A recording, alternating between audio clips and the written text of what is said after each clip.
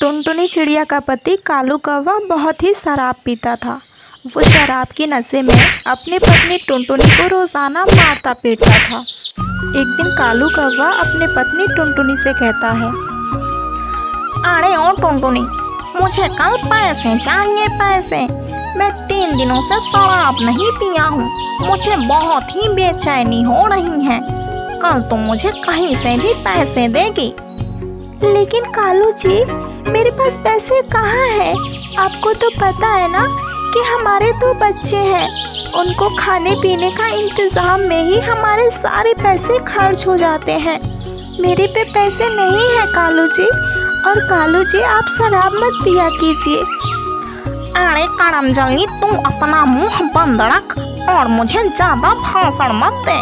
अपना दिमाग शांत रख, वरना मैं तेरी अभी अकल निकाल दूंगा। मैंने कह दिया तो कह दिया, मुझे कल पैसे चाहिए, वरना देख मैं तेरा क्या हसन करता हूँ। ऐसे कालू कौवा अपने पत्नी पर रोजाना अत्याचार करता।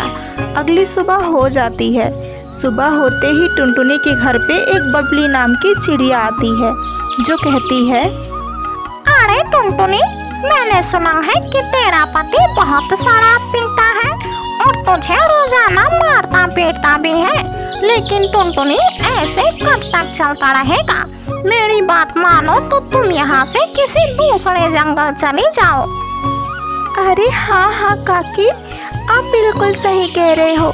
मेरा पति बहुत शराब पीता है, मैं उससे तंग आ गई हूँ काकी। लेकिन मेरे बच्चों के भविष्य के लिए मुझे यहाँ से दूसरे जंगल जाना ही पड़ेगा। लेकिन काकी, मैं यहाँ से जाऊँ तो जाऊँ कैसे? अरे टुनटुनी, तुम मेरी बात मान। तो जब कालू सो जाए तो तुम उसी रात को निकलकर किसी दूसरे जंगल चली जा और वहाँ पर अपना घर बना ले और मजदूरी करके अपने दोनों बेटियों की जिंदगी संवार ले। नहीं तो ये कालू तेरी जिंदगी बर्बाद कर देगा। इतना कहकर बबली चिड़िया वहाँ से चली जाती है। तभी वहाँ पर कालू कौवा आ जाता है। अरे ओ करमजली, मैंने तुझसे कल ही कहा था कि मुझे पैसे चाहिए, चल निकाल पैसे। लेकिन कालू जी, मैं पैसे कहाँ से दूँ? मेरे पे 1 भी रुपया नहीं है। मैं क्या करूँ कालू जी? मैं मजदूरी करके अपने बच्चों का पेट पालती हूँ, तो मैं आपको पैसे कहाँ से दूँ? अच्छा, तो तू मुझे पैसे नहीं देगी? रुक, मैं तुझे अभी बताता हूँ। इतना कहकर कालू कौवा एक डंडा उठाता है और अपने पत्नी टुनटुनी को मारने लगता है। उसकी दोनों बेटियां रोने लगती हैं। पापा, मम्मा को छोड़ दो। पापा प्लीज मत मारो। पापा, मम्मा को मत मारो। पापा, मम्मा की कोई गलती नहीं है। मम्मा, पापा बहुत गंदे हैं ना? नहीं मेरा राजा बेटा, आपके पापा गंदे नहीं हैं। बस आपके पापा को शराब की लत लग गई है, इसलिए आपके पापा गंदे हो गए हैं। बेटा, ये नशा बहुत ही खराब होता है। आप हर किसी को यही सीख देना कि नशे से दूर रहें, क्योंकि ये नशा घर बर्बाद कर देता है।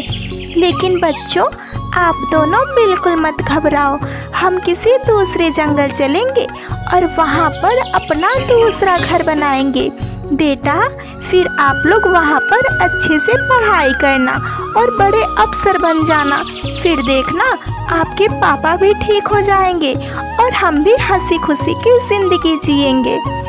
ऐसे टुनटुनी चिड़िया अपने दोनों बच्चों को समझाती है। हे भगवान, मैं क्या करूं? मेरे बच्चों पर बहुत बुरा असर पड़ रहा है। मुझे जल्दी से यहाँ से अपने दोनों बेटियों को लेकर किसी दूसरे जंगल जाना पड़ेगा। ऐसे सोचकर टुनटुनी चिड़िया उसी रात अपने दोनों बेटियों को लेकर दूसरे जंगल निकल जाती है। अभी वो जा ही रही थी, तभी रास्ते में बहुत ज़ोरदार बारिश आ जाती है। टुनटुनी चिड़िया की छोटी बेटी कहती है, मम्मा, मुझे ठंड लग रही है। मम्मा प्लीज कहीं रुको ना। मम्मा, मेरा पंख पूरा बारिश में भीग गया है। मम्मा।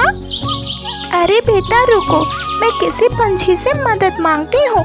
आप घबराओ मत बेटा, मैं हूँ ना। ऐसे कहकर टुनटुनी चिड़िया एक घोंसले के पास जाती है और कहती है, अरे काकी बाहर निकलो, देखो ना कितनी जोर से बारिश आ रही है और मेरी बिटिया को ठंड लग रही है। काकी प्लीज आप अपने घर में मेरी बेटियों को थोड़ी देर के लिए आसरा दे दो। तभी वहाँ से एक चिड़िया निकलती है जिसका नाम सुंदरी था। वो कहती है, अरे ओ चिड़िया, अरे बारिश में भीग रही है, क्यों भीग रही है? अरे तेरा घर नहीं है तो क्या तुम मेरे घर पे कब्जा करेगी? अरे नहीं नहीं, चल भाग यहाँ से। लेकिन सुन, मैं तेरी एक मदद जरूर कर सकती हूँ। यहाँ बगल में ही एक जंगल है जहाँ पे शिकारी पंछी तो रहते हैं, लेकिन बहुत अच्छा घर बना बनाया तुझे मिलेगा। तू वहाँ पर अपनी दोनों बेटियों को लेकर चली जा। ऐसे कहकर सुंदरी चिड़िया वहाँ का पता बताती है। टुनटुनी चिड़िया अपने दोनों बेटियों को लेकर उसी जंगल चली जाती है। मम्मा मम्मा, वो देखो सामने एक पेड़ पर कितना प्यारा घर है, चलो आज से हम लोग वहीं पर रहेंगे। अरे हाँ हाँ बेटा, चलो ये घर तो बहुत अच्छा है, लग रहा है यहाँ पे कोई पंछी नहीं रहता। ऐसे कहकर टुनटुनी चिड़िया अपने दोनों बेटियों को लेकर उस घर में चली जाती है। अगली सुबह हो जाती है। सुबह होते ही टुनटुनी चिड़िया अपने बच्चों से कहती है, बेटा देखो यहाँ पर बहुत शिकारी पंछी रहा करते हैं, जब तक मैं ना आऊँ तब तक आप लोग दरवाज़ा मत खोलना।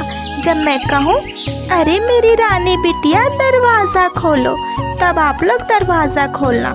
इतना कहकर टुनटुनी चिड़िया वहाँ से चली जाती है।